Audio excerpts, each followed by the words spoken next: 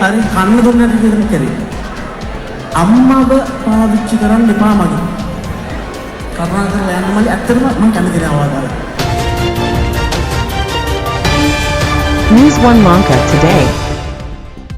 ගායන ශිල්පී ශිහාන් මිහිරංගගේ ගීත ගායනා කරමින් බුකියේ සිහින කුමරා ලෙසින් තමන්ව හඳුන්වාගත් අශ්නික සිල්වා නැමැති පුද්ගලයා ශිහාන්ගේ ප්‍රසංගයකදී ඉන් ඉවත් කිරීමට ශිහාන් කටයුතු කළ ආකාරයයි මේ.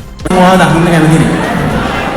එච්චර කල් මගේ සින්දු ටික දීලා ඔයාට උපදෙස් දීලා හරි කන්න දුන්නේ නැති විදිහට කරේ.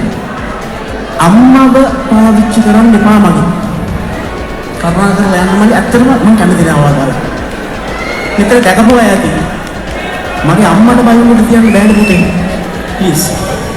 බොරු කරන්න එපා බොරු කරන්න එපා.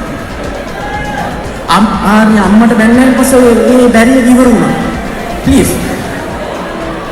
ප්ලීස්. එක මම බයින්නත් කොහේ.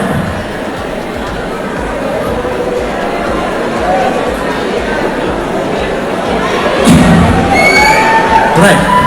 Sorry, කවුරුලා ඉස්සෙන්නේ තමයි හැමදේම විසිකලා ඉන්නවා. හැබැයි දැකපු අය ඇති මේ ක්ලිප් එක අම්මට ගුණහපෙන් බයින්නට තියන්න බෑ. ඒකට මට කොන්දක් නැති තරකට එනවා. ගහන්න බයින්න යන්නේ නෑ. හැබැයි දකින්න අකමැති කියලා දැනන දැන් ඇවිල්ලා වෙන්නේ. ඒ නිසා ප්ලීස් එක්ක මම යන්නේ කොහේ.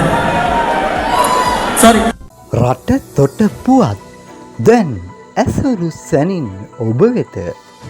News 1 Lanka today. True is soon.